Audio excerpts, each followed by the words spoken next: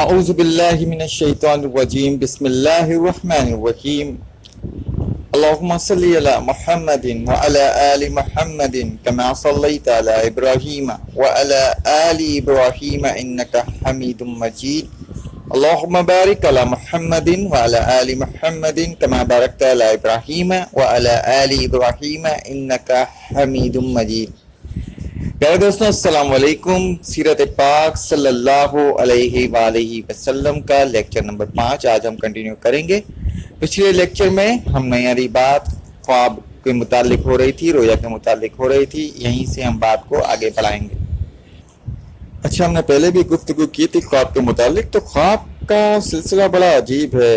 بعض اوقات خواب میں ہم کوئی ایسی چیز دیکھتے ہیں جو بظاہر ہمیں خطرناک معلوم ہو رہی ہوتی ہے، لیکن اس کی تعبیر کچھ بہت ہی اچھی ہوتی ہے۔ جیسے کہ اسی طرح کا ایک واقعہ ہے کہ رسول کریم صلی اللہ علیہ وآلہ وسلم سے ایک بی بی نے عرض کی، یا رسول اللہ صلی اللہ علیہ وآلہ وسلم، میں نے بہت عجیب خواب دیکھا۔ رسول کریم صلی اللہ علیہ وآلہ وسلم نے دریافت فرمایا، بتائیں مجھے کیا خواب دیکھا؟ تو بی بی فرماتی ہیں کہ میں نے یہ خواب میں دیکھا کہ آپ کے بدن کا ایک ٹکڑا کاٹا گیا، اور پھر میں نے دیکھا اس ٹکڑے کو جناب بی بی فاطمہ رضی اللہ تعالی عنہا کے پاس لایا گیا، ان کے بدن کا بھی ایک ٹکڑا کاٹا گیا، اور پھر وہ ٹکڑے میرے پاس آ گئے، میری گود میں، میری آگوش میں آ گئے۔ تو رسول کریم صلی اللہ علیہ وآلہ وسلم نے کہا، بھائی یہ تو بہت اچھا خواب ہے، بڑا مبارک خواب ہے۔ کہنے لگی، حضور میں تو صبح سے پریشان ہوں کہ میں نے خواب میں کیا دیکھ لیا، مجھے تو اس سے بڑی پریشانی لاحق ہو گئی، آپ کہہ رہے ہیں کہ مبارک خواب ہے، ذرا اس کی تفصیلات بتائیے۔ تو رسول کریم صلی اللہ علیہ وآلہ وسلم نے فرمایا کہ اللہ رب العزت بی بی فاطمہ رضی اللہ تعالیٰ عنہ کو اولاد عطا کریں گے، کیونکہ اولاد بدن کا حصہ ہوتی ہے، اور بی بی فاطمہ جو ہے وہ میرے بدن کا حصہ ہے، میری اولاد ہے، اور پھر بی بی فاطمہ کی وہ اولاد تمہاری گود میں آئے گی جنہیں آپ کھلاؤ گی، مطلب اپنی گود میں کھلاؤ گی۔ یہ اس کی تعبیر ہے، اور یہ بڑا ہی مبارک خواب ہے۔ اب غور کریں، بظاہر بی بی کو کتنا خطرناک خواب معلوم ہو رہا ہوتا کہ بدن کا ٹکڑا کٹنا، پھر بی بی فاطمہ کے بدن کا ٹکڑا کٹنا اور ان کی آگوش میں آ جانا، لیکن جب رسول کریم صلی اللہ علیہ وآلہ وسلم نے اس کی تعریف، اس کی تعبیر بتائی تو وہ کتنا خوشنما خواب تھا۔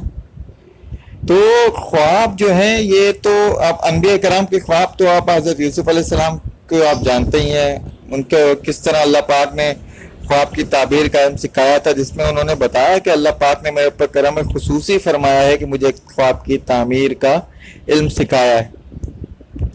اسی طرح آپ دیکھیں تو تمام انبیاء کرام کو خواب وغیرہ آتے رہے، اور تمام سب سے بڑی بات آپ کو بتاؤں کہ رسول کریم صلی اللہ علیہ وآلہ وسلم کی اس بارے میں ایک حدیث ہے کہ میں حضرت ابراہیم علیہ السلام کی دعا ہوں۔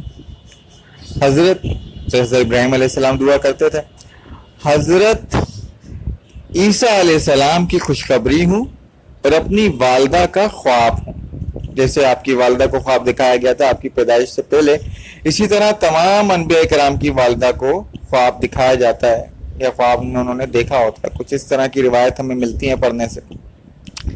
اچھا، خواب کے معاملے میں آگے عرض کروں کہ ابن سیرین رحمۃ اللہ علیہ بہت بڑے عالم دین گزرے، انہیں بھی خواب کی تعبیر کا بڑا ملکہ حاصل تھا۔ ابھی بڑا دلچسپ واقعہ اب ذہن میں آیا ہے تو میں نے سوچا آپ کو بتاتا چلوں۔ وہ خواب کی تعبیر بڑی دلچسپ دیا کرتے تھے، بڑا اللہ پاک نے ان کو علم دیا تھا۔ تو ہوا یہ کہ وہ اپنے حلقے میں بیٹھے ہوئے تھے اپنے اسٹوڈنٹس کے ساتھ، تو ایک شخص آیا، اس نے خواب میں دیکھا کہ اس کی چارپائی کے نیچے لوہے کا تشت ہے اور اس میں انگارے رکھے ہوئے۔ وہ جناب ابن سیرین کے پاس آیا اور عرض کیا، علامہ صاحب میں نے اس طرح کا خواب دیکھا ہے کہ میری سو رہا ہوں اور چارپائی کے نیچے میری لوہے کا تشت اور اس میں انگارے ہیں۔ تو میں تو بڑا خوفزدہ ہو گیا یہ دیکھ کر۔ تو ابن سیرین نے کہا، بھائی بڑا دلچسپ خواب ہے، بڑا پیارا خواب ہے، بڑا مبارک خواب ہے، آپ کو ہیرے ملیں گے، جواہرات ملیں گے، آپ کو مالی فائدہ پہنچے گا۔ وہ شخص بہت خوش ہوا اور وہ چلا گیا۔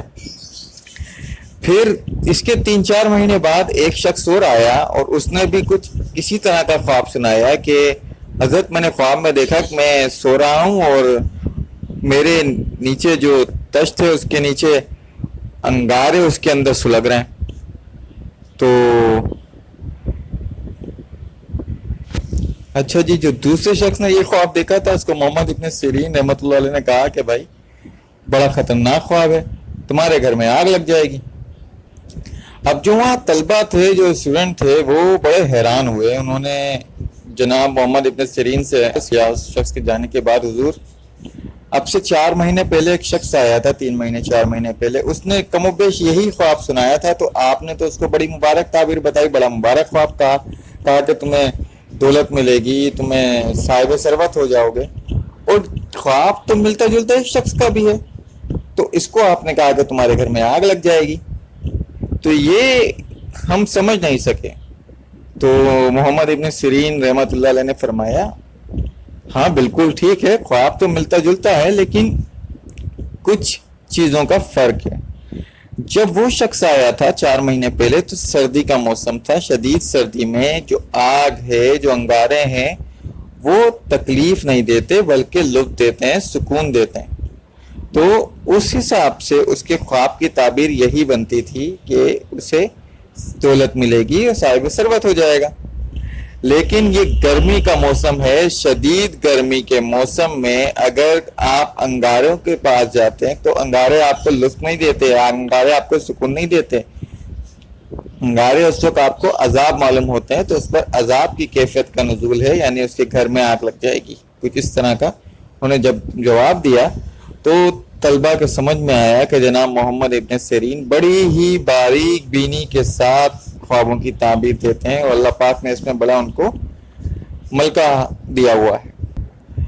اچھا جی، تو ہم بات یہی کر رہے تھے کہ رسول کریم صلی اللہ علیہ وآلہ وسلم جو خواب دیکھتے وہ ہو بہو ظہور پذیر ہو جاتا. اس کے علاوہ اس باتوں کا ذکر رسول کریم صلی اللہ علیہ وآلہ وسلم نے بعد میں فرمایا کہ اس دوران جب میں کہیں سے گزر رہا ہوتا تھا تنہا تو مجھے سلام کی آواز آتی کہ جیسے کسی نے مجھے سلام کیا. اب میں ادھر ادھر دیکھتا تو مجھے کوئی نظر نہ آتا اور پھر میں اپنے راستے چلا جاتا. اور اسی دوران آپ صلی اللہ علیہ وآلہ وسلم کی طبیعت میں خلوت نشینی پیدا ہونے لگی، یعنی کہ آپ چاہتے تھے کہ وہ تنہائی آپ کو زیادہ محبوب ہو گئی اور آپ اکیلے رہنا زیادہ پسند فرماتے تھے اور خلوت میں رہنا زیادہ پسند فرماتے تھے. آپ محفل سے زیادہ خلوت نشینی کو پسند کرنے لگے. اور یہ ہم سب جانتے ہیں، ہم سب بچپن سے یہ باتیں پڑھتے چلے آ رہے ہیں کہ رسول کریم صلی اللہ علیہ وآلہ وسلم غار ہرا بھی تشریف لے جاتے تھے. اچھا، مکہ کے جبل نور کے اندر یہ غار واقع ہے جہاں آدمی بیٹھ سکتا ہے آرام سے. تو رسول کریم صلی اللہ علیہ وآلہ وسلم نے اس مقام کو اپنی خلوت نشینی کے لیے، اپنی عبادات کے لیے، اپنی یکسوئی کے لیے اور غور و فکر کے لیے اس مقام کو پسند فرمایا اور آپ یہاں تشریف لے جاتے تھے. تو رسول کریم صلی اللہ علیہ وآلہ وسلم اپنی اہلیہ بی بی خدیجہ رضی اللہ تعالی عنہا سے کچھ زیادہ راہ لیتے، یعنی کہ ستو لے لیتے، چنا لے لیتے اور پانی کا مشکیزہ لے لیتے اور آپ اسے لے کر غار ہرا تشریف لے آتے. اور 8 دن 10 دن، وہ کہیں تو لکھا ہوا ہے کہ 1 مہینہ بھی آپ نے اس غار ہرا میں قیام فرمایا اپنی عبادات کے لیے اور یکسوئی کے لیے اور اللہ رب العزت کی قدرت کاملہ پر غور و فکر کے لیے. اچھا، جب یہ غار میں آپ کا زیادہ راہ ختم ہو جاتا، ستو پانی وغیرہ، تو آپ تشریف لے آتے مکے میں جناب اپنی اہلیہ کے پاس، بی بی خدیجہ رضی اللہ تعالی عنہا کے پاس. اور اس دوران جو مکے میں جو بھی معاملات ہوتے آپ ان کو دیکھا کرتے، مدد کیا کرتے غریبوں کی، بیواؤں کی، اور اس طرح کے معاملات آپ دیکھتے. اسی طرح کی ایک واقعہ ہے کہ جب ایک بار رسول کریم صلی اللہ علیہ وآلہ وسلم غار ہرا سے تشریف لائے اور بی بی خدیجہ رضی اللہ تعالی عنہ کے پاس جب بیٹھے ہوئے تھے تو چہرے پر انتہائی غم کے آثار تھے، آپ بہت پریشان نظر آ رہے تھے. تو آپ کی اہلیہ نے فرمایا کہ حضرت کیا بات ہے، آپ بہت مغموم نظر آتے ہیں۔ تو رسول کریم صلی اللہ علیہ وآلہ وسلم نے ارشاد فرمایا، خدیجہ رضی اللہ تعالیٰ عنہ، میں نے آج کچھ مسکین لوگوں کو دیکھا ہے کہ وہ بڑی ہی غربت میں، بڑی ہی تکلیف میں ہیں، اور میں ان کی تکلیف دیکھ کر مجھے اچھا نہیں لگا، مجھے خود بھی بڑی تکلیف ہوئی۔ بی بی خدیجہ رضی اللہ تعالیٰ عنہ عرض کرتی ہیں، یا رسول اللہ صلی اللہ علیہ وآلہ وسلم، آپ غم کیوں فرماتے ہیں، آپ غم کیوں کرتے ہیں؟ یہ کہہ کر آپ اپنے غلام میسرہ کو بلاتی ہیں اور ان کو کہتی ہیں کہ درہم و دینار جو بھی ان کے پاس ہے وہ لا کے، وہ کہتی ہیں کہ لاؤ یہاں پہ رسول کریم صلی اللہ علیہ وآلہ وسلم کے سامنے ڈال دو۔ اب آپ ایک چادر بچھاتی ہیں اور وہ لا کے اس میں ڈالتے ہیں، تو اتنی ڈھیری ہو جاتی ہے کہ رسول کریم صلی اللہ علیہ وآلہ وسلم مطلب زمین پہ بیٹھے ہیں تو وہ آپ کے قد سے اونچا ہو جاتا ہے۔ تو رسول کریم صلی اللہ علیہ وآلہ وسلم سے عرض کرتی ہیں کہ یہ سب آپ غریبوں میں تقسیم فرما دیجئے، یہ آپ کا مال ہے، آپ جیسے چاہیں اسے خرچ کریں۔ رسول کریم صلی اللہ علیہ وآلہ وسلم وہ سارا مال، آج تو پتہ نہیں کتنی اس کی مالیت بنے گی، وہ ان مسکینوں اور غریبوں میں تقسیم فرما دیتے ہیں۔ اب آپ رسول اللہ صلی اللہ علیہ وسلم کی طبیعت دیکھیے کہ آپ کی طبیعت کیسی تھی کہ کسی کو تکلیف میں دیکھ لیتے تو آپ کو بھی اضطراب میں مبتلا ہو جاتے جب تک اس کی مدد نہ کر دیتے۔ بہرحال رسول کریم صلی اللہ علیہ وآلہ وسلم غار حرا میں موجود ہیں اور آپ فرماتے ہیں کہ میں نے ایک شخص کو دیکھا کہ وہ سیدھا غار حرا میں چلا آ رہا ہے اور اس نے آ کر مجھے سلام کیا۔ تو حضور کو تعجب یوں بھی ہوا کہ وہ بالکل سیدھا سیدھا فضا سے چلتا ہوا رسول کریم صلی اللہ علیہ وآلہ وسلم کی طرف چلے آ رہے تھے، اور ان کے پاس ایک ریشمی کپڑا تھا جس میں کچھ لکھا ہوا تھا۔ وہ جیسے ہی داخل ہوئے غار حرا میں داخل ہونے کے بعد انہوں نے سلام کیا۔ سلام کرنے کے بعد رسول کریم صلی اللہ علیہ وآلہ وسلم سے فرمایا، اقوا باسم ربک الذی خلق۔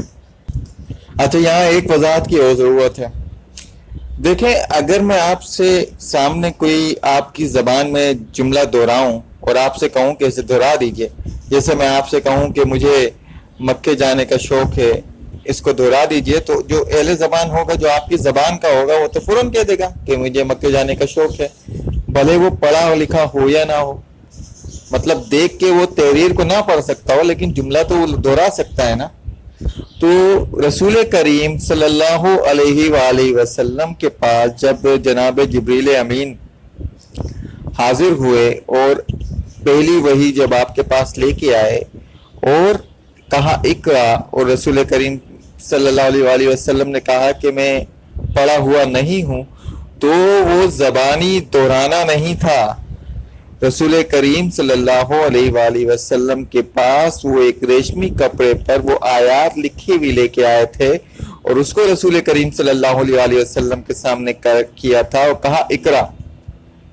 تو یہ جو سورہ الگ کی یہ آیات ہیں، یہ لکھی ہوئی تھیں، اور رسول کریم صلی اللہ علیہ وآلہ وسلم نے جب ان آیات کو دیکھا، لکھا ہوا دیکھا، تب آپ نے فرمایا میں پڑھا ہوا نہیں ہوں، ورنہ جب پورا قرآن جب اترا اللہ کی طرف سے تو رسول کریم صلی اللہ علیہ وآلہ وسلم انہیں دہراتے رہے، وہ ان کی زبان میں ہی تو تھا۔ اور اس میں بڑی حکمت تھی اللہ رب العزت کی کہ رسول کریم صلی اللہ علیہ وآلہ وسلم کبھی مدرسے نہیں گئے کسی سے پڑھنے کے لیے، کہ آیا اگر رسول کریم صلی اللہ علیہ وآلہ وسلم کسی دانا آدمی کے پاس، کسی ایسے آدمی کے پاس جو صاحب علم ہوتا، اس سے وہ سیکھتے، تو کل کو شہرت اس شخص کی ہو جاتی کہ بھائی یہ تو اس کا کمال ہے، رسول کریم صلی اللہ علیہ وآلہ وسلم کی جو ذات مبارکہ، ذات اطہر ہے، اس میں جو خوبیاں ہیں یہ اس استاد کی وجہ سے، کیونکہ یہ تو ہمارا عام دیکھنے کا معاملہ ہے کہ کبھی ہم کسی اسٹوڈنٹ کو دیکھتے ہیں کہ بڑا وہ لائق ہے اور بڑی محنت کی ہے، بڑا نمبر آ گئے، تو اس سے پوچھتے ہیں تمہارے ٹیچر کون ہیں؟ یہ تو ہمارے عام سی دیکھنے والی بات ہے نا، تو بتاتا مجھے فلاں شخص سے پڑھا ہے، تو ہم اپنے بچوں کو بھی انہیں کے پاس پڑھنے بھیج دیتے ہیں، اپنے بہن بھائیوں کو بھی وہیں پڑھنے بھیج دیتے ہیں۔ تو یہ کچھ اس طرح کا معاملہ ہو سکتا تھا۔ مسئلہ تو اللہ رب العزت ہی جانتا ہے، لیکن اللہ رب العزت نے رسول کریم صلی اللہ علیہ وآلہ وسلم کو اس چیز سے محفوظ فرمایا اور جو بھی سکھایا اپنے پاس سے سکھایا، اپنی جناب سے سکھایا۔ بہرحال حضرت جبریل علیہ السلام نے رسول کریم صلی اللہ علیہ وآلہ وسلم سے فرمایا اقرا۔ رسول کریم صلی اللہ علیہ وآلہ وسلم نے جواب دیا ما انا بقارئ، میں پڑھا ہوا نہیں ہوں۔ جناب جبریل امین دوبارہ فرماتے ہیں اقرا۔ رسول کریم صلی اللہ علیہ وآلہ وسلم دوبارہ وہی جواب دیتے ہیں ما انا بقارئ۔ ایک مرتبہ پھر جبریل امین فرماتے ہیں اقرا، تو رسول کریم صلی اللہ علیہ وآلہ وسلم دوبارہ وہی جواب فرماتے ہیں ما انا بقارئ، کہ میں پڑھا ہوا نہیں ہوں۔ تو اس کے بعد جبریل امین آگے بڑھتے ہیں اور رسول کریم صلی اللہ علیہ وآلہ وسلم کو سینے سے لگا کر بھیجتے ہیں۔ اچھا جی، آپ جو سینے سے لگاتے ہیں حضرت جبرائیل علیہ السلام رسول کریم صلی اللہ علیہ وآلہ وسلم کو، تو علماء کرام اپنی تحقیق میں فرماتے ہیں کہ اس طرح وہ علم حضرت محمد مصطفیٰ صلی اللہ علیہ وآلہ وسلم کے سینے میں منتقل ہوا اس طریقے سے، کیونکہ اس کے بعد جب حضرت جبرائیل علیہ السلام نے فرمایا اقرأ باسم ربک الذی خلق، تو رسول کریم صلی اللہ علیہ وآلہ وسلم نے فرمایا پڑھا اقرأ باسم ربک الذی خلق۔ رسول کریم صلی اللہ علیہ وآلہ وسلم کے پڑھ لینے کے بعد وہ جس طرح آئے تھے اسی طرح واپس چلے گئے حضرت جبرائیل علیہ السلام۔ تو رسول کریم صلی اللہ علیہ وآلہ وسلم خود بیان فرماتے ہیں کہ میرے جسم پر کپ کپی طاری ہو گئی اور مجھے پہ روب طاری ہو گیا، اور رسول کریم صلی اللہ علیہ وآلہ وسلم واپس اپنے گھر کی طرف تشریف لے جانے لگے۔ جب آپ گھر کی طرف جانے لگے تو کچھ علماء نے اس واقعے کو لکھا ہے، کچھ نے اس کو نہیں لکھا، کہ انہوں نے حضرت جبرائیل علیہ السلام کو پھر دیکھا کہ آپ زمین اور آسمان کے درمیان ایک کرسی پر بیٹھے ہیں، رہے ہیں کہ آپ محمد صلی اللہ علیہ وآلہ وسلم اللہ کے رسول ہیں اور میں جبرائیل ہوں۔ بہرحال یہ جبرائیل علیہ السلام رسول کریم صلی اللہ علیہ وآلہ وسلم کو پہلے نبوت سے پہلے بھی سلام کیا کرتے تھے رسول کریم صلی اللہ علیہ وآلہ وسلم۔ میں نے بھی آپ سے ذکر کیا تھا کہ جب دیکھتے تھے تو کوئی نہیں ہوتا تھا، تو بعد میں حضرت جبریل علیہ السلام نے رسول کریم صلی اللہ علیہ وآلہ وسلم کو فرمایا کہ میں آپ سے سلام کہا کرتا تھا۔ اور صرف یہ جبریل علیہ السلام کا ہی کیا، ایک پتھر ہے، اور اگر آپ جائیں مروہ سے، صفا مروہ ہے نا، مروہ سے محلہ کی طرف جائیں تو ایک پتھر وہ پڑتا ہے، وہاں بڑی مشہور گلی ہے، آپ کسی سے بھی پوچھ لیں وہ ہجر والی گلی کون سی ہے، پتھر والی گلی کون سی ہے، تو اس پتھر کے بارے میں رسول کریم صلی اللہ علیہ وآلہ وسلم نے فرمایا کہ میں اس پتھر کو اب بھی بخوبی پہچانتا ہوں۔ نبوت کے بعد کی بات میں آپ سے عرض کر رہا ہوں کہ نبوت سے پہلے جب میں اس کے پاس سے گزرتا تھا تو پتھر مجھے سلام کیا کرتا تھا، یعنی الصلاۃ والسلام علیک یا رسول اللہ صلی اللہ علیہ وآلہ وسلم۔ الفاظ سیم نہیں بھی ہو سکتے یا ہو سکتے، لیکن یہ ضرور ذکر ہے کہ وہ سلام کیا کرتا تھا۔ اچھا، یہاں ایک اختلاف اور ہے، وہ میں آپ کے کلیئر کر دوں کہ اس وقت رسول کریم صلی اللہ علیہ وآلہ وسلم کی ہیبت کی مطلب جو آپ کو خوف طاری ہوا اور آپ پر جو روب طاری ہوا، لوگ کہتے ہیں کہ حضرت جبریل علیہ السلام اپنی اصل شکل میں رسول کریم صلی اللہ علیہ وآلہ وسلم کے پاس آئے تھے، تو ایسا جو کثیر تعداد میں علماء کرام نے لکھا وہ ایسا نہیں ہے۔ رسول کریم صلی اللہ علیہ وآلہ وسلم نے حضرت جبریل علیہ السلام کو ضرور دیکھا ہے 2 مرتبہ، ایک مرتبہ آسمان میں اور ایک مرتبہ زمین میں، لیکن یہ وہ موقع نہیں تھا۔ اب یہ اس بارے میں ضرور اختلاف ہے کہ نبوت کے فوراً بعد دیکھا رسول کریم صلی اللہ علیہ وآلہ وسلم نے حضرت جبریل علیہ السلام کو ان کی اصل حالت میں، یا کچھ عرصے بعد۔ تو ہوا یہ کہ رسول کریم صلی اللہ علیہ وآلہ وسلم کی خدمت میں حضرت جبریل علیہ السلام حاضر تھے، تو رسول کریم صلی اللہ علیہ وآلہ وسلم نے ارشاد فرمایا کہ جبریل، میں تمہیں تمہاری اصلی صورت میں دیکھنا چاہتا ہوں۔ اور جبریل علیہ السلام نے کہا لبیک، بالکل یا رسول اللہ، جیسے آپ مناسب سمجھیں۔ اچھا جی، اور अजियाद मोहल्ला, ये मोहल्ला है वहाँ और मक्के में, और वहाँ पर जब रसूल करीम सल्लल्लाहु अलैहि वसल्लम के सामने हज़रत जबरील अलैहिस्सलाम आए तो आपके परों से पूरा जो अफलाक था, मतलब जो आसमान था, वो भर गया और रसूल करीम सल्लल्लाहु अलैहि वसल्लम बेहोश होकर गिर गए। और फौरन रसूल करीम सल्लल्लाहु अलैहि वसल्लम के पास हज़रत जिब्रील अलैहिस्सलाम आए और कहा, या रसूलल्लाह, आप अल्लाह के रसूल हैं, मैं जिब्राइल हूँ। बिल्कुल वही अल्फाज जो मैंने भी आपके सामने दोहराए। तो रसूल करीम सल्लल्लाहु अलैहि वसल्लम को फौरन अफाका हुआ। आपने कहा कि जिब्राइल, तुम्हारे कितने पर हैं? तो हज़रत जिब्राइल अलैहिस्सलाम ने कहा, हुजूर करीम सल्लल्लाहु अलैहि वसल्लम, मेरे 600 पर हैं और अभी तो मैंने सिर्फ 2 पर खोले थे। तो आपने कभी मोर को देखा होगा कैसे वो होता है, वो अपने पर खोलता है, इसी तरह उन्होंने सिर्फ अपने 2 पर खोले थे और पूरा आसमान उनसे भर गया था।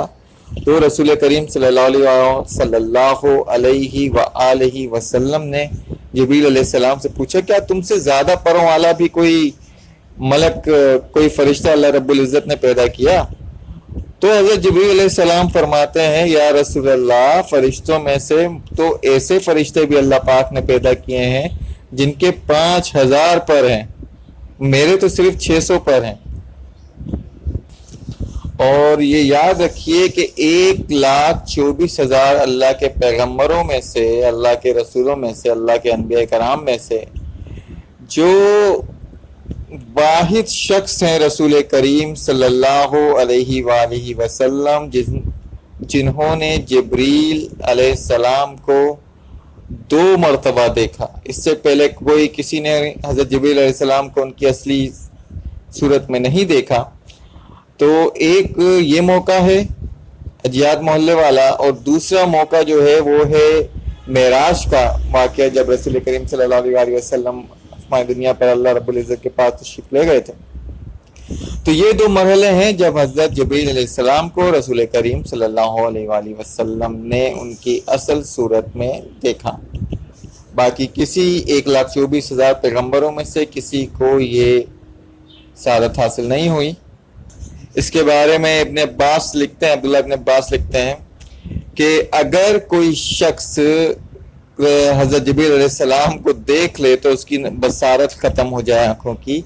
इसकी वजह ये बताते हैं क्योंकि आपके नूर से, अगर किसी की आँखों में भी तुम्हारे नूर होता है ना, वो आँखें 4 हो जाएंगी, मतलब वो उस तरफ देखेगा तो उसकी आँखों का नूर ख़त्म हो जाएगा।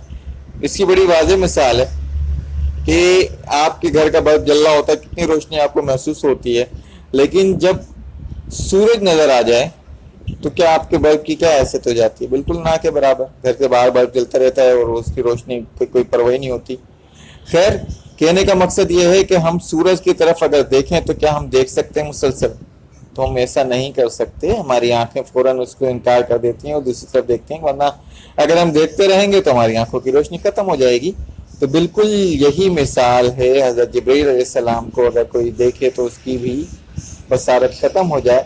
लेकिन रसूल करीम सल्लल्लाहु अलैहि वसल्लम की ज़ात अतर अल्लाह रब्बुल इज़्ज़त ने तमाम कमाल आप में जमा कर दिए थे। और शक्त सदर का आपको वाक़या पता है, हमने वो पहले आपके सामने पेश किया था। उस वक्त भी जो आपके दिल में जो खजीना डाला गया, उससे आपके अंदर ये कुव्वत पैदा हो गई कि आपने उनको देखा। बहरहाल रसूल करीम सल्लल्लाहु अलैहि वसल्लम पर घबराहट की कैफियत है, आप खौफ महसूस कर रहे हैं, आप रोब महसूस कर रहे हैं। क्यों? क्योंकि नूरी पैगंबर का बशरी पैगंबर के साथ इत्तिसाल हुआ है, अलका हुआ है। हज़रत जिब्रील अलैहिस्सलाम भी तो पैगंबर हैं, रसूल हैं, उनको क्या नाम उसका, वो अल्लाह का पैगाम रसूल तक लाते हैं, तो वो भी रसूल हुए सल्लल्लाहु अलैहि वसल्लम।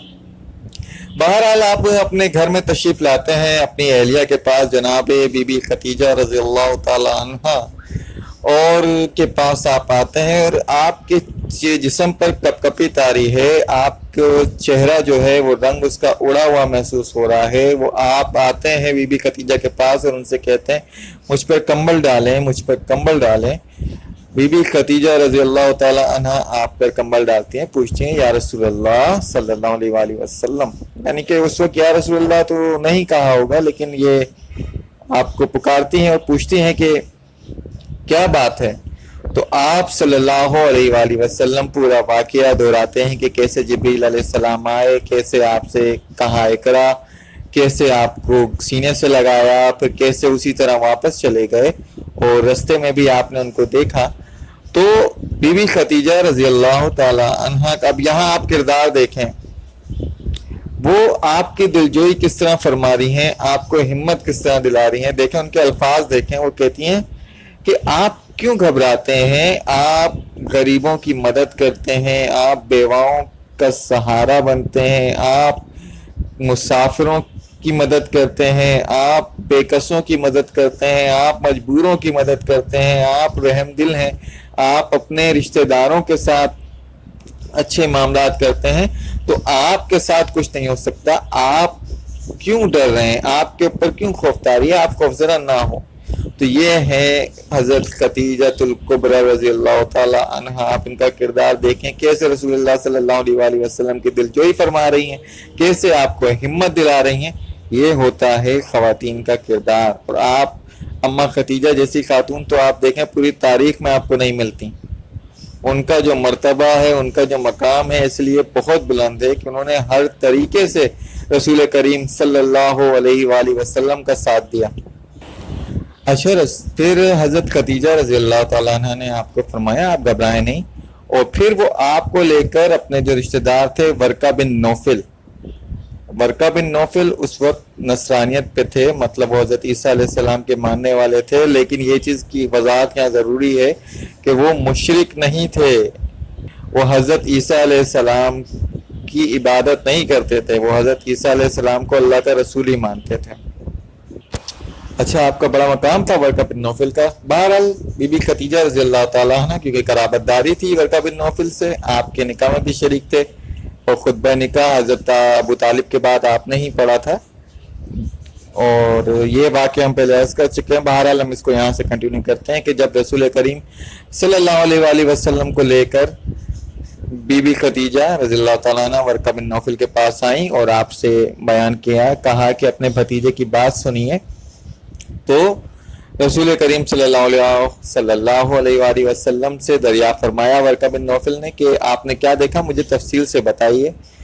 جب رسول کریم صلی اللہ علیہ وآلہ وسلم نے پورا واقعہ بیان کیا کہ میں ایسے ایسے غار میں رہتا ہوں, اور ایسا وہاں پر ایک شخص نازل ہوا, وہ سیدھا چلتا ہوا چلا آ رہا ہے افق سے, مطلب ظاہر ہے پہاڑ کے رستے سے وہ آسمان سے چلتا ہوا میرے پاس چلے آ رہے ہیں, اور ویسے ہی وہ واپس گئے, اور پھر ایسا انہوں نے کہا مجھے اقرا.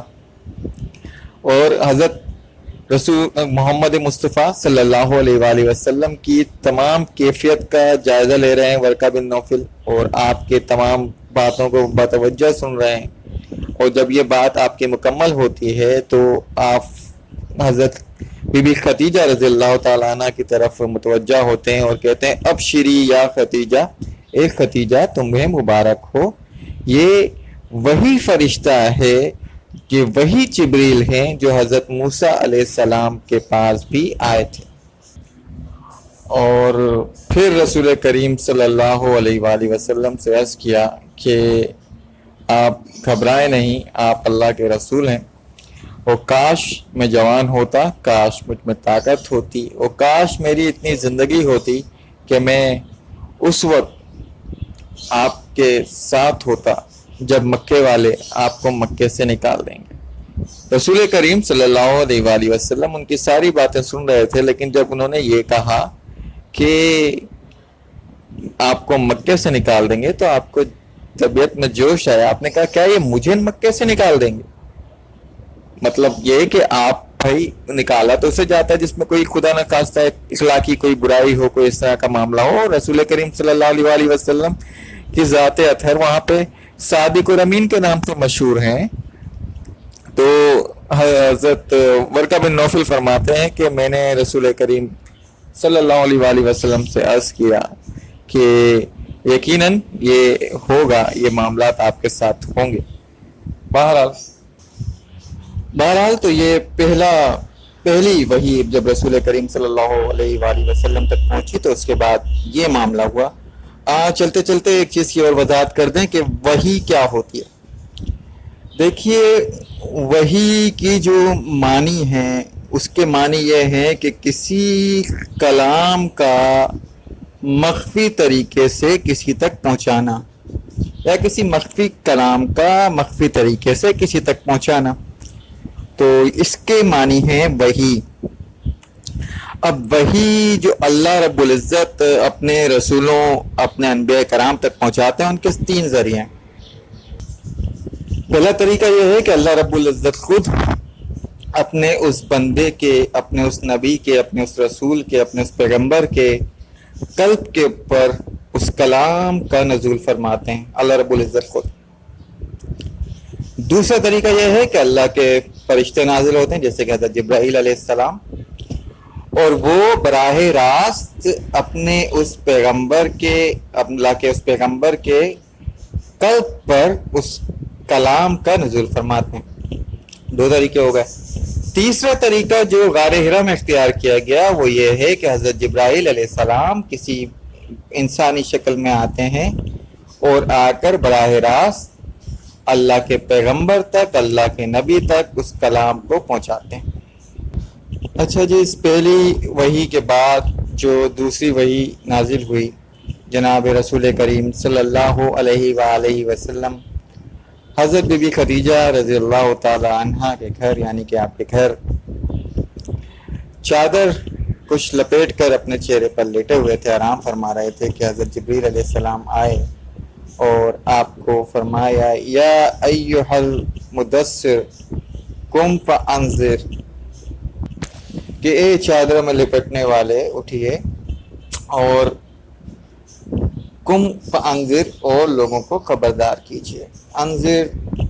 انذر تم، یہ خبردار کرنا ہے، ڈر سنانا ہے، اس طرح سے اس کے معنی ہے۔ اچھا، یہ کیفیت ہم اس پہ بات کر چکے ہیں پہلے کہ یہ مدثر چادر میں لپٹنے والے، یا مزمل کمبل میں لپٹے ہوئے یا کمبل میں اوڑھنے والے۔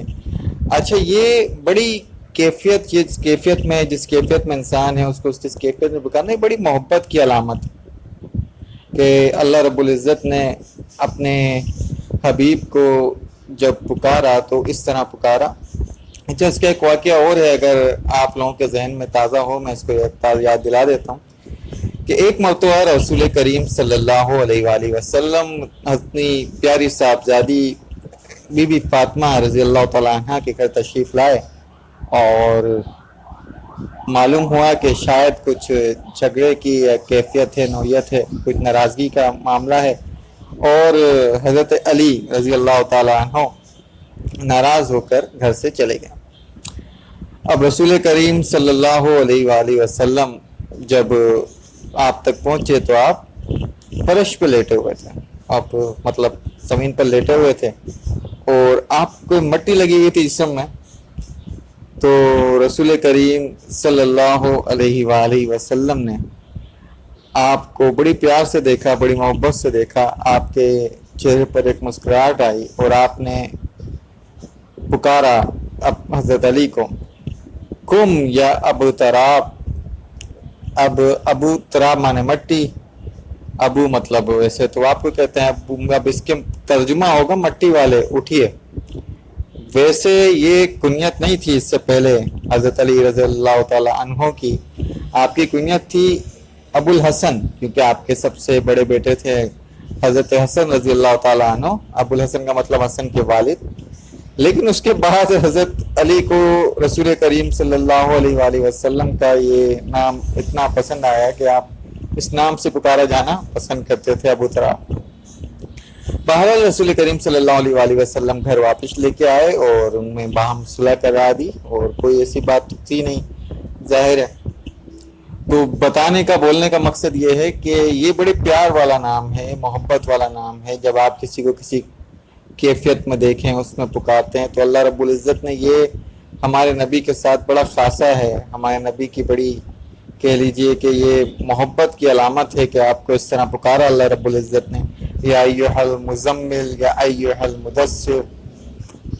تو ہم بات کر رہے تھے دوسری وحی کی سورہ مدثر میں، یا ایھا المدثر قم فانذر وربک فکبر. اب یہ دونوں باتیں تو سمجھ میں آ گئیں. ایک چادر میں لپٹے ہوئے اٹھیے اور ان لوگوں کو خبردار کیجیے. او ربک وربک فکبر. ربک کا فکبر کا مطلب اللہ کو بڑا کیجیے، اپنے رب کو بڑا کیجیے، اپنے رب کی بڑائی کیجیے. اس کے کیا معنی؟ یہ بہت اہم نقطہ ہے، اس کو سمجھنا ضروری ہے.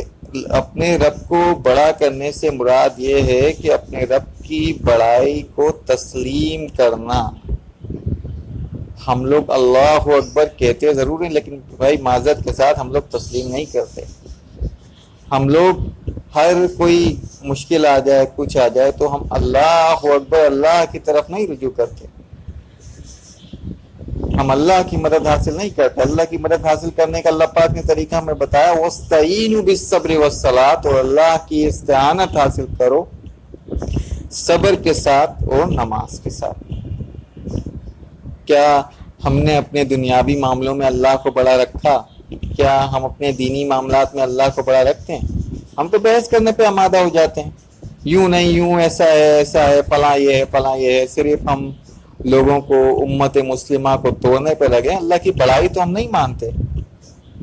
اللہ کی بڑائی ماننے کی بات ہے جب ہم کوئی دینی معاملہ کرتے ہیں، جب ہم کوئی دنیاوی معاملہ کرتے ہیں تو ہم اس میں اللہ رب العزت کی کہے ہوئے احکام کے اوپر چلیں نا.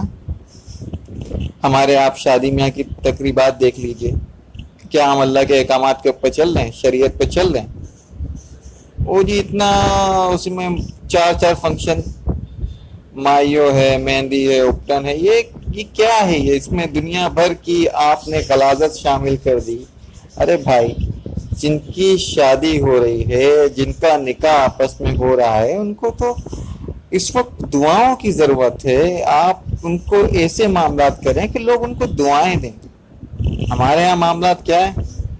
کیونکہ ہم رہے ہیں ہندوستان میں، ان کے ساتھ ان کے معاملات ہوتے تو ان کی مہندی ہینا وینا ہوتی. تو ہمارے یہاں کیا ہے بھائی، آپ نے لگا دیا اسپیکر اور اس پہ دنیا بھر کے آپ نے گانے چلا دیے. او جی، پڑوس میں کوئی بیمار ہے، کوئی بزرگ ہے، کوئی قرآن پڑھ رہا ہے، کوئی تلاوت کر رہا ہے، کوئی اپنے اسکول کا کام کر رہا ہے، اپنے کالج کا کام کر رہا ہے، یونیورسٹی کی پڑھائی کر رہا ہے، وہ پڑھ سکتا ہے. اس کے لیے، اس کے دل سے دولہا کے لیے، دلہن کے لیے کوئی خیر کی بات نکلے گی؟ نہیں نکلے گی بھائی. ہم سب کو پریشان کریں. کیا فرمایا رسول کریم صلی اللہ علیہ وآلہ وسلم نے کہ وہ مسلمان نہیں ہے جس کے ہاتھ اور زبان سے دوسرا مسلمان محفوظ نہ ہو. آپ کیا کر رہے ہیں؟ اس کو تکلیف دے رہے ہیں. مفہوم تو یہی ہے نا کہ آپ نے تکلیف نہیں دینی کسی کو. آپ پورے علاقے کے لیے تکلیف کا باعث بن رہے ہیں اور وہ آپ کو، بیٹی کو، آپ کے بیٹے کو دعا نہیں دیں گے. یہی معاملہ آپ، میں معذرت کے ساتھ عرض کروں گا، مختلف دینی تقاریب میں بھی یہی ہوتا ہے. بھائی، آپ اتنا زیادہ اسپیکر کو نہ تیز کرو. ٹھیک ہے، اچھی بات ہے، لوگوں تک آواز پہنچتی ہے کہ لوگوں کو تکلیف ہو. بھائی، ایسا کام کیوں کرنا کہ کسی زیرو کو تکلیف ہو؟ یہاں اب خیر چھوڑیں، یہ تھوڑا سا تعصب پہ بات چلی جائے گی، امت کو توڑنے والی بات ہو جائے گی. ہم بات کو یہیں تک رکھتے ہیں. بہرحال، تو اس طرح دوسری جو وحی نازل ہوئی سورہ مدثر کی آیات، تو اس کے بعد رسول کریم صلی اللہ علیہ وآلہ وسلم نے جب ایک کام کو شروع کرنے کا ارادہ فرمایا تو سب سے پہلے آپ پر ایمان لانے والوں میں، آپ کے گھر میں سب سے پہلے ہیں آپ کی اہلیہ بی بی خدیجہ الکبریٰ رضی اللہ تعالی عنہا. یہ وہ شخصیت ہے، میں بار بار عرض کرتا ہوں، جنہوں نے ہر طرح رسول کریم صلی اللہ علیہ وآلہ وسلم کا ساتھ دیا، آپ کی دلجوئی کی، اور ہر وقت آپ کی خدمت کے لیے کمر بستہ رہتی ہیں. اسی لیے رسول کریم صلی اللہ علیہ وآلہ وسلم آپ سے بہت محبت فرماتے تھے. جب تک آپ زندہ رہیں آپ نے دوسری شادی نہیں کی، ورنہ عرب میں یہ عام رواج تھا. اس کے بعد حضرت زید بن حارثہ. حضرت زید بن حارث کون تھے جی؟ حضرت زید جو تھے وہ غلام تھے جو حضرت بی بی خدیجہ نے خریدا تھا ان کو. اور آپ کے اس کے بعد رسول کریم صلی اللہ علیہ وآلہ وسلم کی خدمت میں دے دیا تھا کہ آپ ان کی خدمت گزاری کریں گے. تو اچھا یہ بات نکلی حضرت زید بن حارثہ کی، تو عرض کرتے چلیں. حضرت زید بن حارثہ کوئی غلام نہیں تھے، آپ کے خاندانی طور پہ غلام نہیں تھے، آپ کے والدین موجود تھے اور آپ کو کسی نے پکڑ کر بھیج دیا تھا. جیسے کہ حضرت یوسف علیہ السلام غلام نہیں تھے اور آپ کو غلام بنا کے بھیج دیا گیا تھا. بہرحال حضرت یوسف علیہ السلام تو شان الگ ہے، کہنے کا مقصد ہے کہ آپ بھی غلام نہیں تھے. اب آپ کے جو والد تھے حضرت حارث، وہ آپ کو ڈھونڈتے پھرتے تھے، کئی جگہ انہوں نے ڈھونڈا، کئی شہروں میں جا کے آپ کو ڈھونڈا، جہاں جہاں آپ کو اس طرح سے معلومات ہوئی کہ فلاں جگہ غلام بیچے گئے ہیں اس قافلے کے ذریعے. تو انہیں کسی طریقے سے خبر ہو گئی کہ مکے میں آپ کے مطلب غلام وہاں پہ بھی فروخت ہوئے، تو وہ مکے آئے.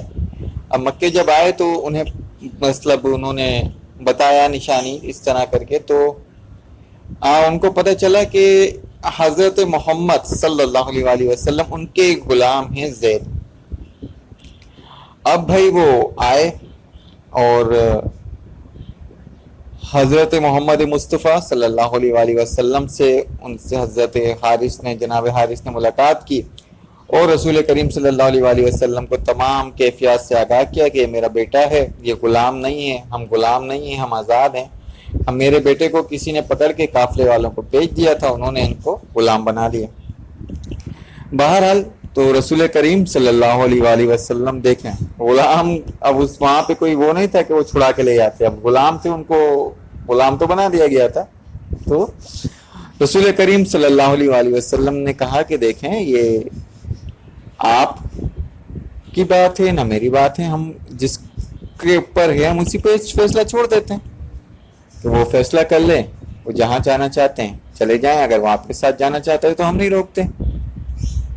بہرحال ابھی کیفیت دیکھیں کہ جب حضرت حارث ملے اپنے بیٹے زید سے، ظاہر ہے پدر محبت ہے، پدر ہے، والد کی محبت ہے، آپ ان سے گلے لگے جو بھی، اور حضرت زید نے بھی ان کے ساتھ اظہار محبت فرمایا.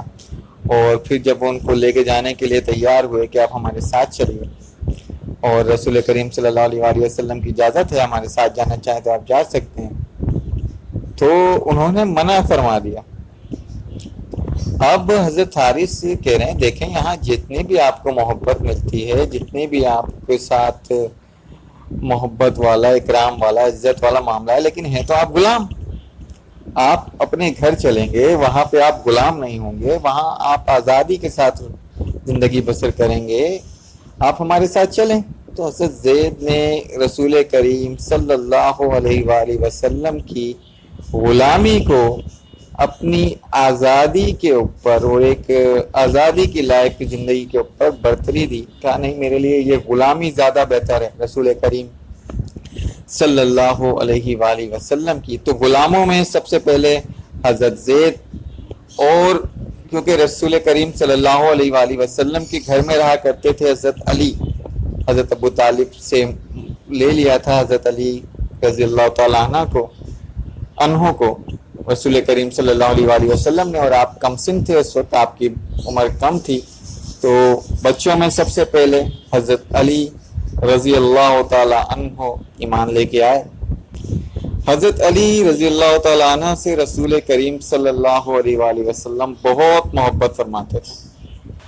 اچھا، پھر آپ کی ماشاءاللہ 4 بیٹیاں تھیں، حضرت بی بی رقیہ رضی اللہ تعالیٰ عنہ، بی بی ام کلثوم رضی اللہ تعالیٰ عنہ، بی بی زینب رضی اللہ تعالیٰ عنہ، اور بی بی فاطمہ الزہرا رضی اللہ تعالیٰ عنہ. ان چاروں کے پاس بھی رسول کریم صلی اللہ علیہ وآلہ وسلم نے اسلام پیش کیا، تو آپ چاروں بھی ایمان لے آئیں اور آپ چاروں بھی مسلمان ہو گئیں. اب گھر سے باہر رسول کریم صلی اللہ علیہ وآلہ وسلم نے اپنی دعوت کا آغاز کیا. تو سب سے پہلے جو آپ پر ایمان لائے وہ حضرت ابو بکر صدیق رضی اللہ تعالیٰ عنہ ہیں. رسول کریم صلی اللہ علیہ وآلہ وسلم فرماتے ہیں کہ میں نے جب بھی کسی پر اسلام پیش کیا تو اس نے مجھ سے کچھ سوالات کیے یا کچھ وقت لیا اس چیز کو قبول کرنے میں یا اس کا اثر لینے میں، لیکن وہ واحد حضرت ابو بکر صدیق رضی اللہ تعالی عنہ ہیں کہ جب میں نے ان پر اسلام پیش کیا تو انہوں نے فوراً ہی تصدیق کی، وہ فوراً ہی کلمہ پڑھ کے مسلمان ہو گئے۔ نہ کوئی دلیل مانگی آپ نے، نہ کوئی وضاحت مانگی، نہ یہ پوچھا کہ کیا دلیل ہے آپ کی نبوت کی، نہ یہ پوچھا کہ آپ پر وحی کب نازل ہوئی، آپ پر کون سے فرشتے وحی لے کے آئے، کوئی سوال نہیں، آپ نے بتایا اور آپ نے حضرت ابو بکر صدیق رضی اللہ تعالیٰ عنہ نے کلمہ پڑھ لیا، اشہد اللہ الہ الا اللہ واشہد ان محمدا عبدہ ورسولہ۔ اسی لیے رسول کریم صلی اللہ علیہ وآلہ وسلم فرمایا کرتے تھے کہ ایک ترازو کے ایک پلڑے میں اگر حضرت ابو بکر صدیق رضی اللہ تعالی عنہ کا ایمان رکھا جائے اور دوسرے پلڑے میں ساری امت کا ایمان رکھا جائے تو حضرت ابو بکر صدیق رضی اللہ تعالی عنہ کا ایمان کا پلڑا بھاری ہوگا۔ اسی طرح یہ بھی ارشاد فرمایا کہ اللہ کے پیغمبر اور اللہ کے نبیوں کے بعد اس زمین پر قدم رکھنے والوں میں سب سے افضل حضرت ابو بکر صدیق ہیں رضی اللہ تعالیٰ عنہ، یعنی کہ تمام انبیاء اکرام کے بعد جو افضل البشر ہیں وہ جناب حضرت ابو بکر صدیق رضی اللہ تعالیٰ عنہ ہیں۔ تو اس طرح سب سے پہلے خواتین میں اسلام لانے والی اما خدیجۃ الکبریٰ رضی اللہ تعالی عنہا ہیں، غلاموں میں ایمان لانے والے حضرت زید بن حارثہ رضی اللہ تعالی عنہ ہیں، بچوں میں سب سے پہلے ایمان لانے والے حضرت علی المرتضی کرم اللہ وجہ العلیم ہیں، اور آزاد مردوں باشعور مردوں میں ایمان لانے والے سب سے پہلے جناب حضرت ابو بکر صدیق رضی اللہ تعالی عنہ ہیں۔ تو جو ایمان لانے میں اولیت ہے وہ کس کی ہے؟ خواتین میں آپ نے نام کر دیا اما خدیجہ کے، بچوں میں نام کر دیا حضرت علی کے کرم اللہ وجہ الکریم، اور غلاموں میں اولیت حاصل ہو گئی حضرت زید بن حارثہ کو، اور مردوں میں سب اولیت حاصل ہو گئی حضرت ابو بکر صدیق رضی اللہ تعالی عنہ کو۔ یاد رکھیے کہ حضرت علی کرم اللہ وجہ الکریم نے کبھی کسی بت کو سجدہ نہیں کیا، کبھی کسی بت کی عبادت نہیں کی۔ آپ بچپن میں ہی حضرت محمد مصطفیٰ صلی اللہ علیہ وآلہ وسلم کے گھر پہ تشریف لے آئے تھے، وہیں رہتے تھے رسول کریم صلی اللہ علیہ وآلہ وسلم سے، کیونکہ جناب حضرت علی کو اللہ کے رسول نے مانگ لیا تھا جناب ابو طالب سے، وہ آپ کے ساتھ رہا کرتے تھے۔ اسی طرح جناب حضرت ابو بکر صدیق رضی اللہ تعالی عنہ نے بھی کبھی بچپن میں بھی کسی بت کو سجدہ نہیں کیا، کسی بت کی عبادت نہیں کی۔ اس کا ایک واقعہ ہے، حضرت ابو بکر صدیق رضی اللہ تعالی عنہ کے والد تھے ابو قحافہ۔ ابو قحافہ ظاہر ہے وہ تو عبادت کیا کرتے تھے، بتوں کی سجدہ کیا کرتے تھے، جو بھی اس دور کے معاملات تھے سارے پورے کرتے تھے، اور لیکن انہوں نے حضرت ابو بکر صدیق رضی اللہ تعالی عنہ کو کبھی اس طرف راغب ہوتے نہیں دیکھا۔ تو پہلے تو سمجھاتے رہے، پیار سے بتاتے رہے، اور کبھی کبھی سختی بھی کرتے تھے، لیکن ظاہر ہے اب اپنے والد سے آدمی لڑ تو سکتا نہیں ہے، نہ ہی کوئی وہ کر سکتا ہے، تو حضرت ابو بکر صدیق رضی اللہ تعالیٰ عنہ کوئی نہ کوئی بہانہ کر کے یا عذر کر کے وہ بس اپنی جان بچا لیتے تھے، نہیں کرتے تھے۔ اب ایک دن حضرت ابو بکر صدیق رضی اللہ تعالیٰ عنہ اپنے گھر میں موجود تھے، اور ابو قحافہ آ گئے اور آ کے کہا بھائی آج تم میرے ساتھ چل کے عبادت کرو گے، پوجا کرو گے میرے بت کی جس کا وہ خدا مانتے رہے۔ اب ایسی سچویشن ہو گئی کہ حضرت ابو بکر صدیق کا بچنا مشکل ہو گیا، کیونکہ انہوں نے ضد پکڑ لی تھی ابو قحافہ نے، اور آپ کو پکڑ کر جیسے تیسے زبردستی اپنے بت خانے میں لے گئے اور کہا بھائی عبادت کرو۔ تو حضرت ابو بکر صدیق رضی اللہ تعالیٰ عنہ بیان کرتے ہیں کہ میرے دل میں اللہ پاک نے ڈالا کہ میں نے اپنے والد سے کہا کہ بابا آپ جائیں، میں اکیلے میں اس پر غور کروں گا اور اکیلے میں عبادت کروں گا۔ یہ سن کر ابو قحافہ تو بہت خوش ہو گئے، میرا بیٹا تنہائی میں عبادت کرنا چاہتا ہے، دیر تک عبادت کرنا چاہتا ہے، چلو گے۔ وہ خوش خوش چلے گئے۔ اب جب ابو قحافہ چلے گئے تو جناب حضرت ابوبکر صدیق رضی اللہ تعالیٰ عنہ کو جب یقین ہو گیا کہ اب دور چلے گئے ہیں، اب میری بات کو نہیں سنتے، تو آپ بدھ کے قریب آئے، بولا بھائی تم کو میرے جو والد ہیں وہ خدا مانتے ہیں، تو میں پیاسا ہوں، مجھے پانی دو، خدا ہو نا تو پانی دو۔ اچھا، بدھ نے کیا جواب دینا تھا بھائی، بدھ تو ویسی کا ویسی کھڑا رہا۔ تو پھر حضرت ابوبکر صدیق رضی اللہ تعالیٰ عنہ نے کہا اچھا چلو پانی نہیں دیتے تو کچھ کھانے کو دو، روٹی دو، مجھے بھوک ہے، روٹی دو۔ بدھ پھر نہ بولے بھائی۔ تو حضرت ابوبکر صدیق رضی اللہ تعالیٰ عنہ گئے اور ایک پتھر اٹھا لائے اور دروازے کو بند کر دیا بدھ خانے کے، اور کہا چلو تم مجھے کھانا نہیں دیتے، تم مجھے پانی نہیں دیتے، لیکن اپنی حفاظت تو کرو، تم خدا ہو، میں تمہیں توڑنے جا رہا ہوں، تم اپنی حفاظت کرو۔ یہ کہہ کر حضرت ابوبکر صدیق رضی اللہ تعالیٰ عنہ نے اس پتھر سے مار مار کر اس بدھ کو توڑ دیا، بدھ کے ٹکڑے ٹکڑے کر دیے، اور خود وہ وہاں سے چلے گئے۔ اب بعد میں جب آپ کے والد ابو قحافہ آئے کہ دیکھو میرے بیٹے نے کتنی عبادت کر لی، اور وہاں جا کے جب دیکھا کہ بدھ کو ٹکڑے ٹکڑے ہوا پڑا ہے، تو حضرت ابوبکر صدیق رضی اللہ تعالیٰ عنہ کے والد ابو قحافہ کو بہت شدید برہم ہوئے، بہت غصہ آیا، اور اب وہ آپ کو ڈھونڈنے لگے۔ اب ڈھونڈنے لگے تو آپ کے جب گھر آئے، اپنے گھر پہ آئے، اور جناب ابوبکر صدیق رضی اللہ تعالیٰ عنہ کی والدہ کو بتایا، وہاں پہ بڑی غصے کا اظہار کیا کہ کہاں ہیں ابوبکر، کہاں گھر پہ تو نہیں ہے، تو بہت غصے میں نظر آتے ہیں، اب بات کیا ہے؟ تو انہوں نے بولا کہ بھائی آج تم جانتی ہو تمہارے بچے نے کیا حرکت کی، اس نے تو بڑی میرے خود کی، میرے خدا کی بڑی اہانت کی، بڑی اہانت کر دی، بڑی بے عزتی کر دی، اس کو توڑ دیا، یہ تو عبادت کرنے میں لے کے گیا تھا، اور میں آج ان کو زندہ نہیں چھوڑوں گا۔ تو والدہ تھی حضرت ابوبکر صدیق رضی اللہ تعالیٰ عنہ کی، انہوں نے ان کو سمجھایا کہ بھائی تھوڑا اس سے کام لو، بچہ ہے، کم عمر ہے، ابھی ان چیزوں کو نہیں جانتا۔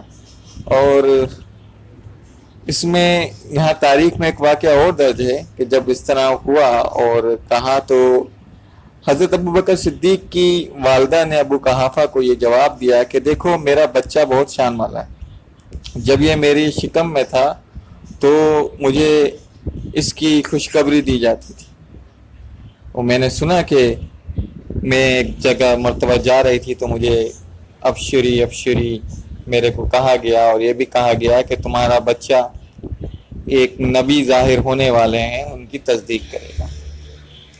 بہرحال ابو قحافہ کو اس طرح کہہ کر انہوں نے سمجھائی، کہیں کچھ کتابوں میں واقعہ درج ہے، کچھ کتابوں میں یہیں تک کا واقعہ ہے کہ ابو قحافہ کے اس طرح غصہ ہونے پر جناب ابوبکر صدیق رضی اللہ تعالیٰ عنہ کی والدہ نے ان کو سمجھایا بجھایا، اور ان کی کمسنی کا کہہ کر اور بات کو، معاملے کو دبا دیا، معاملہ کو آئی گئی ہو گئی بات۔ لیکن کچھ کتابوں میں باقاعدہ یہ درج ہے کہ جناب حضرت ابوبکر صدیق رضی اللہ تعالیٰ عنہ کی والدہ کو بچپن میں خوشخبری دی گئی تھی کہ آپ کا بیٹا، جب آپ اپنی والدہ کے شکم میں تھے، کہ آپ کے بیٹے کی ولادت مبارک ہو، آپ کا یہ بیٹا ایک نبی کی تصدیق کرے گا۔ تو دونوں باتیں ہیں، اس کو جو لوگ اس میں کسی طرح کی کوئی وہ بات نہیں ہے کہ آپ اس میں کوئی تعصب کریں یا آپ اس میں کوئی بہت زیادہ بات کو بڑا چڑھا کے بیان کرنے والی بات، یہ دونوں باتیں کتابوں میں درج ہیں۔ اچھا جی، جب حضرت ابوبکر صدیق رضی اللہ تعالیٰ عنہ ایمان لے کے آئے، اور ایمان لانے کے بعد فوراً مبلغ بھی بن گئے، تبلیغ کرنے والے بھی بن گئے۔ آپ کے ایمان لانے کے بعد آپ گئے حضرت عثمان ابن عفان رضی اللہ تعالیٰ عنہ کے پاس اور ان پر اسلام پیش کیا۔ حضرت عثمان رضی اللہ تعالیٰ عنہ ایمان لے آئے، پھر حضرت سعد بن ابی وقاص رضی اللہ تعالیٰ عنہ کے پاس گئے، ان کو اسلام پیش کیا، وہ بھی مسلمان ہو گئے۔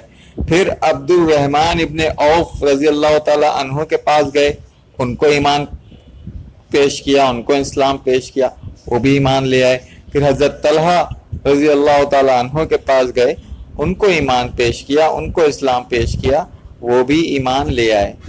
تو اب آپ دیکھیں حضرت ابو بکر صدیق رضی اللہ تعالی عنہ نے اللہ کے رسول سے اس ایمان کی دولت پائی، اور ایمان کی دولت پانے کے بعد ہی فوراً ہی مبلغ بن گئے، فوراً ہی اس کی تبلیغ کرنے لگ گئے۔ تو یہی ہے، ہمارے ساتھ بھی یہی معاملات ہونے چاہیے۔ ہم میں ایک جماعت ایسی ضرور ہونی چاہیے جو لوگوں کو اچھائی کی طرف بلائے، وہ برائی سے روکے۔ امر بالمعروف و نہی عن المنکر، یہ کام ہے کرنے کا۔ اسی طرح حضرت عمار، حضرت یاسر، بی بی سمیہ اور خباب، یہ تھوڑا کمزور، مطلب ان کی مالی مستحکم تھوڑا نہ تھے، کمزور تھے، تو یہ لوگ بھی ایمان لے آئے۔ اچھا جی، کیونکہ رسول کریم صلی اللہ علیہ وآلہ وسلم کو اللہ کا حکم ہو چکا ہے قم فانذر، کہ آپ ڈرائیے لوگوں کو، تو ہر نبی کا کام ہی مبشر بھی ہوتا ہے، وہ نذیر بھی ہوتا ہے۔ مبشر یعنی کہ خوشخبری دینے والا، اور نذیر یعنی کہ اللہ کے عذاب سے ڈرانے والا۔ خوشخبری ان کے لیے جو ایمان ہے، جو ایمان لاتے ہیں، جو ایمان نہیں لاتے، کفر پہ ڈٹے ہوتے ہیں، ان کو اللہ کے عذاب سے ڈرایا جاتا ہے۔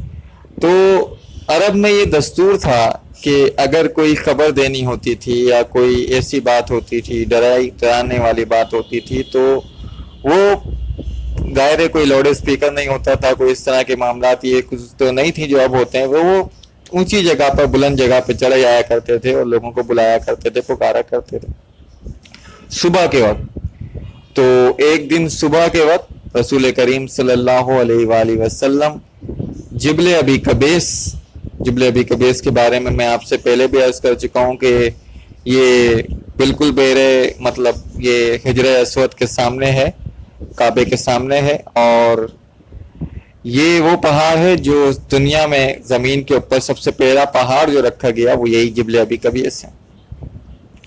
اب آپ صلی اللہ علیہ وآلہ وسلم اس پہاڑ پہ چڑھ گئے اور لوگوں کو پکارا اس زمانے کے دستور کے مطابق، یا صباحا کہہ کے پکارا جاتے تھے جب کوئی خبر دینی ہوتی تھی۔ ایسے جب آپ نے 2-3 مرتبہ پکارا تو اہل قریش رسول کریم صلی اللہ علیہ وآلہ وسلم پر ایمان تو نہیں لائے تھے۔ اہل قریش کیا، اہل مکہ جو بھی تھے، اور بھی تو قبائل تھے اطراف، لیکن 40 سال ہو گئے تھے انہیں رسول کریم صلی اللہ علیہ وآلہ وسلم کا ساتھ رہتے ہوئے۔ وہ جانتے تھے کہ رسول کریم صلی اللہ علیہ وآلہ وسلم نے کبھی جھوٹ نہیں بولا، آپ کی امانت داری، آپ کی سچائی اور آپ کے اخلاق حمیدہ کے وہ معترف تھے، اور کبھی رسول کریم صلی اللہ علیہ وآلہ وسلم نے یہ معاملہ نہیں کیا کہ آپ نے لوگوں کو پکارا ہو یا آواز دینی چاہیے ہو یا اس طرح کا کوئی کیا، تو معاملہ کبھی بھی نہیں ہوا تھا۔ تو قریش دوڑے، جس نے بھی سنا، یہ اہل مکہ میں جو لوگ موجود تھے جنہوں نے رسول کریم صلی اللہ علیہ وآلہ وسلم کو بلند پہاڑ ابی قبیس پہ کھڑا ہوتے دیکھا اور اس طرح پکارتے دیکھا، ان میں سے کوئی بھی ایسا نہ تھا جو اپنے مقام پہ رکا ہو، وہ سب کے سب رسول کریم صلی اللہ علیہ وآلہ وسلم کی طرف دوڑنے لگے۔